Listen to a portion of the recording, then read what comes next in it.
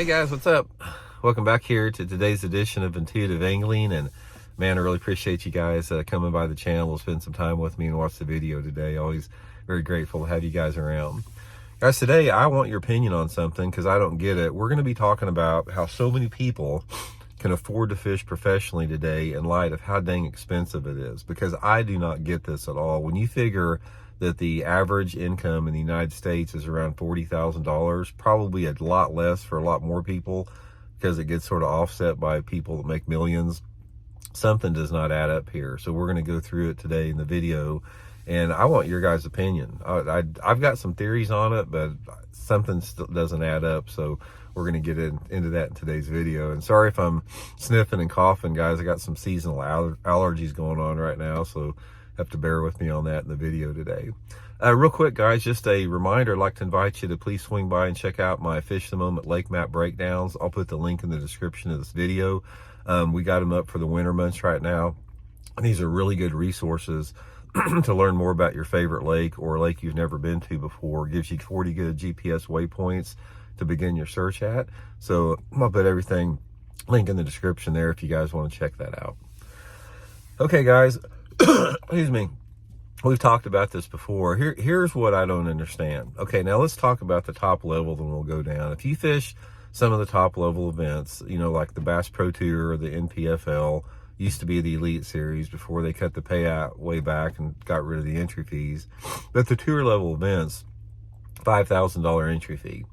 So you got anywhere between, 6 to 8 events a year. So let's just say, just ballpark, you're going to spend, $40,000 to $50,000 on entry fees per year for those particular tournaments. And then on top of that, if you go to those tournaments, and I did this for years, so I know what it costs, you're going to spend anywhere between, like, say, $1,500 to $2,500 per tournament for your expenses, your food, your lodging, that type of deal.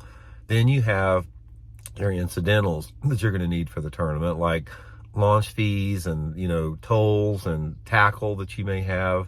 So overall, it's going to cost you about, if you fish that particular tour, it's going to cost you about $100,000 to fish it, give or take a few $1,000s. Could be more, could be less, based upon, how you save money or spend money. So let's just say $100,000. Okay, now on top of that, so it costs you $100,000 to fish. And with the payouts today, probably 95% of the people, statistically, 95% of the people lose money every year that fish the tour level events. I mean, they just do. There's only 5, maybe 10% of the people that actually come out profitable. And when we're talking about profitable, we're talking maybe $1,000, $5,000 profit. Okay, so you got this $100,000 expense right off the bat.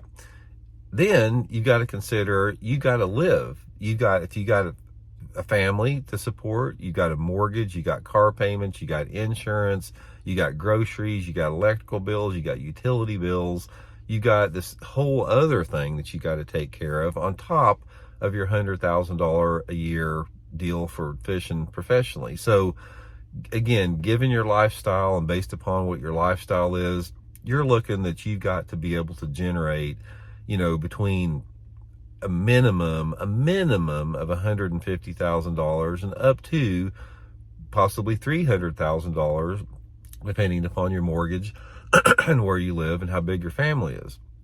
So let's just say, just for a ballpark, you got to come up with $200,000 every year in order to just live and then to fish, professionally. And then at the end of the season, like right now, after, say you've had a season where you didn't do good and you lost money, then you've got to come up for all your deposits this time of year, tens of thousands of dollars for the next year. So you got hundreds of people doing this. You got 100 people fishing the Bass Pro Tour. You got, however many people fishing the NPFL. Used to be the same way with the Bassmaster Elite Series up, prior to next year.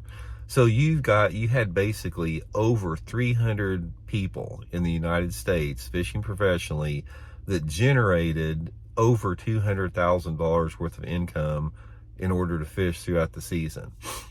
I don't get that. That is what I'm talking about, is when this has turned into an elitist sport. Because if you have an average household income or an average income in the United States of $40,000, And then you've got hundreds and hundreds of people out there that can afford and have the bank to put out $200,000-300,000 a year fishing. Don't tell me it's not an elitist sport, because it is an elitist sport, and it has been created that way by the tournament organizations.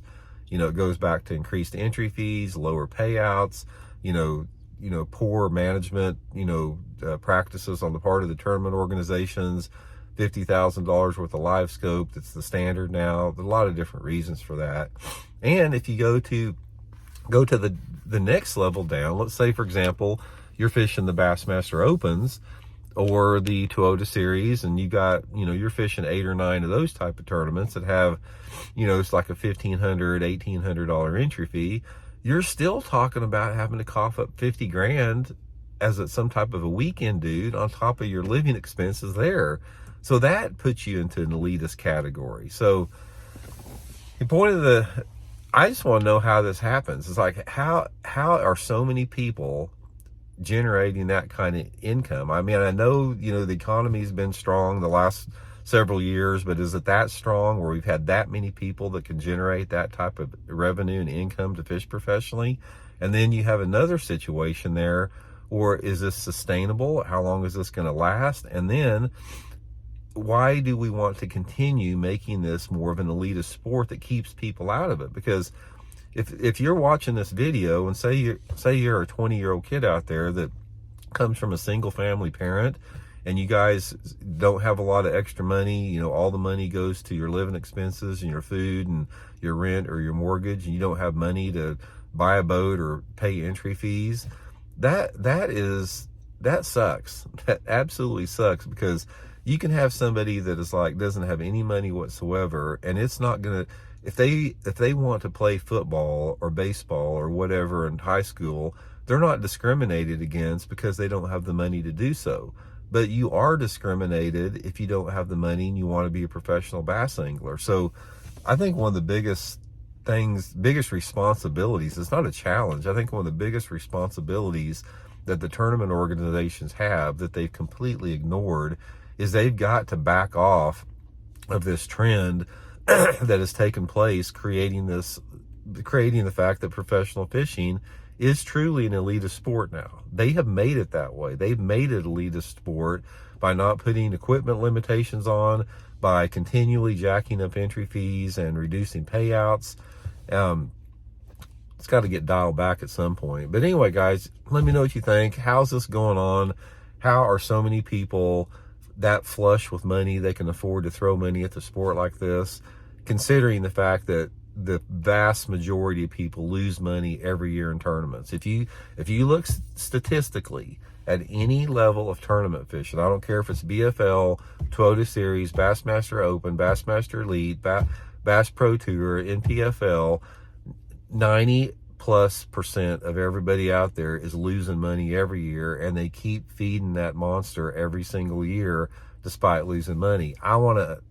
Let me know what you think. Let me know how you think this is going down. So hope you guys are well. We'll talk later.